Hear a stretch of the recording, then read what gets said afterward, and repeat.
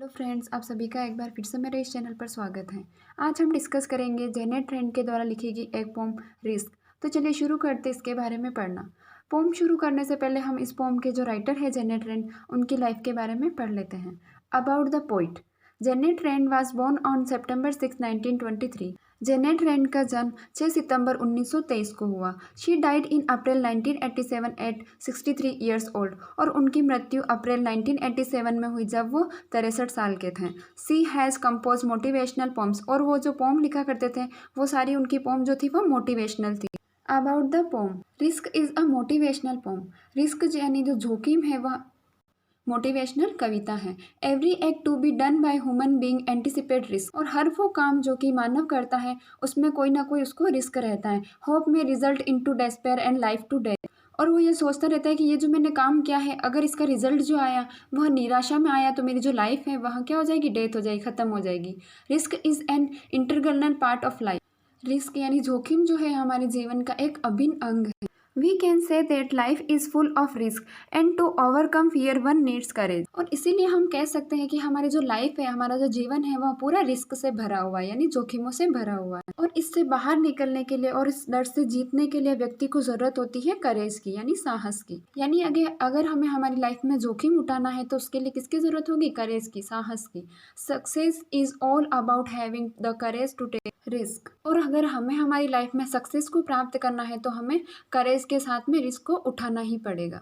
The poet gives a message to all human being to take risk if they want achieve something. Poet ने यहाँ पर जो सारे मानव है उनको एक मैसेज दिया है कि अगर उन्हें उनकी लाइफ में कुछ प्राप्त करना है, अचीव करना है, तो उन्हें रिस्क उठाना ही पड़ेगा।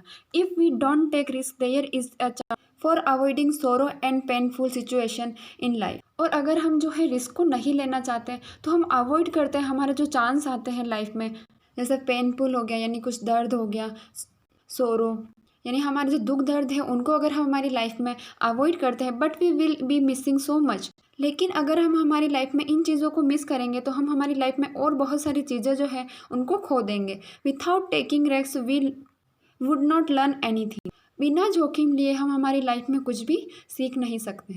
तो अब चलिए शुरू करते हैं पोम। रिस्क, जोखिम। To laugh is to risk appearing the fool. Appearing का मतलब होता है प्रतीत होना। तो पोइट कहते हैं कि लाफ में यानी हंसने में भी एक रिस्क है। किसका? मूर्ख प्रतीत होने का। तो पोइट क्या कहते हैं कि हंसने में भी एक रिस्क है, क्योंकि जब हम हंसते हैं तो लोग ये ना समझ ले कि ये बिना बात के ही क्यों हंस रहा है, अर्थात लोग हंसने वाले लोगों को मूर्ख भी कहते हैं। To weep is to risk appearing sentimental. Sentimental का मतलब होता है भावुक। तो आगे पोइट कहते हैं कि रोने में भी बहुत बड़ा रिस्क है, क्योंकि जब हम रोते हैं तो हमें रोता हुआ देख करके कोई हमें भावुक नहीं समझ ले, यानी कि किसी व्यक्ति को रोता हुआ देख करके लोग उसे भावुक समझ लेते हैं और उसका मजाक उड़ाते हैं। To reach out for another is to risk involvement.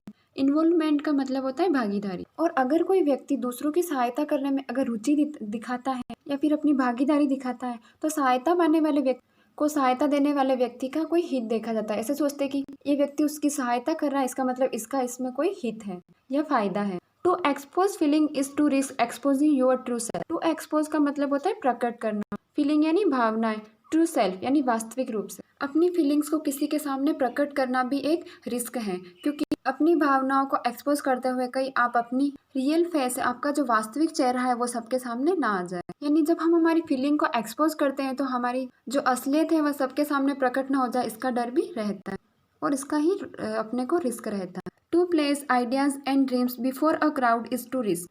Place का मतलब होता है रखना, ड्रीम्स यानी सपना, क्राउड यानी भीड़।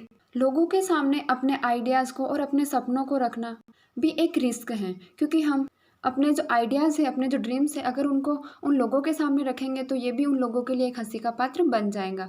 बीइंग कॉल्ड नेव। नेव का मतलब होता है अनुभवहीन। तो ऐसे व्यक्ति जो कि भीड़ के सामने अपने आइडियाज़, अपने ड्रीम्स को रखते हैं, उनको लोग क्या बोलते हैं? नेव, अनाड़ी या अनुभवहीन।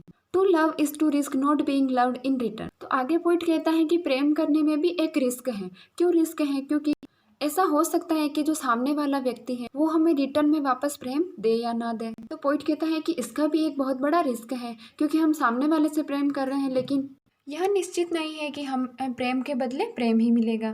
To live is to risk dying. और जीवन जीने में भी एक रिस्क है, क्योंकि इसमें भी हमें डाइंग का, मरने का जोखिम रहता है। To hope is to risk despair. Despair का मतलब होता है निराशा और होप का मतलब होता है आशा। और आगे पॉइंट कहता है कि हमारी जो होप है वह कहीं डेस्पेयर में ना बदल जाए, हमारी आशा जो है वह निराशा में नहीं बदल जाए, इसका भी हमें रिस्क रहता है। To try is to risk failure. यदि हम कुछ काम करने का ट्राई करते हैं, कोशिश करते हैं, तो इसमें भी हमें रिस्क रहता है कि हम कहीं फेलर ना हो जाए या फिर असफल ना हो जाए उस काम में। But risk must be taken because the greatest hazard in life is to risk nothing. Hazard का मतलब होता है सबसे बड़ा खतरा। अब पॉइंट कहते हैं लेकिन हमें रिस्क तो लेना ही पड़ेगा और हमारी लाइफ में रिस्क न लेना ही हमारा सबसे बड़ा खतरा है। तो पॉइंट कहते हैं कि हमें हमारी लाइफ में रिस्क तो लेना ही है। अगर हम हमारी लाइफ में रिस्क नहीं लेंगे तो यही हमारी लाइफ का सबसे बड़ा खतरा बन जाएगा। The person who risk nothing does nothing has nothing. तो आगे पॉइंट कहते हैं कि जो व्यक्ति रिस्क नहीं लेते हैं,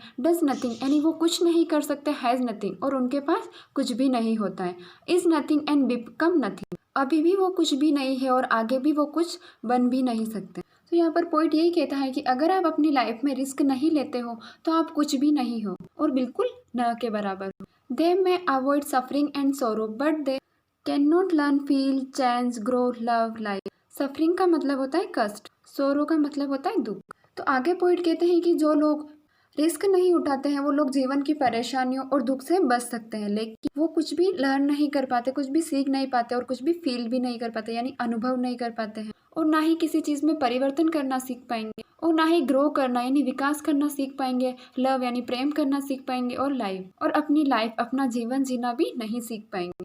तो यहाँ पर पॉइंट कहते हैं कि जो व्यक्ति रिस्क नहीं उठाते वो अपने जीवन में परेशानी और दुखों से तो बच सकते किंतु वो स्वयं भी कुछ नहीं सीख पाता है और ना ही अपने नवीन जो अनुभव है उनको प्राप्त कर सकता है और ना ही तो वो अपने आप को खुद को और ना ही विश्व में कुछ परिवर्तन कर सकता है और ना ही अपनी लाइफ में कुछ पा सकता है और ना ही वो दूसरों से प्रेम कर सकता है, अपने जीवन को भी वो ठीक से नहीं चला पाता है। तो इसीलिए पॉइंट कहता है कि इन सब कार्यों को ठीक से करने के लिए हमें जोखिम उठाने की ज़रूरत है, हमें जोखिम तो उठाना ही पड़ेगा।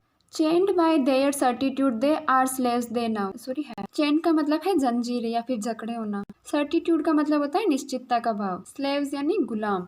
तो आगे पॉइंट कहते हैं कि जो व्यक्ति रिस्क को नहीं उठाते हैं वो निश्चितता की भावना में बंध जाते हैं और अपने ही खुद के जो विचार है उन्हीं के स्लेव बन जाते हैं, गुलाम बन जाते हैं। यानी जो व्यक्ति जोखिम उठाने का साहस नहीं कर पाता है वो खुद अपनी ही चैन में जकड़कर बंद हो जाएगा और वे अपने आप ने अपनी जो सोच है उसी के दास बन जाएंगे।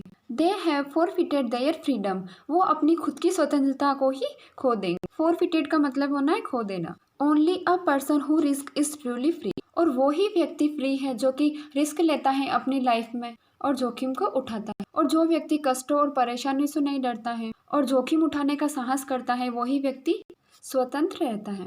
तो इस पोम के जरिए राइटर ने हमें यही बताने की कोशिश की है कि अगर व्यक्ति को अपनी लाइफ में कुछ अचीव करना है तो उसे रिस्क को उठाना ही पड़ेगा।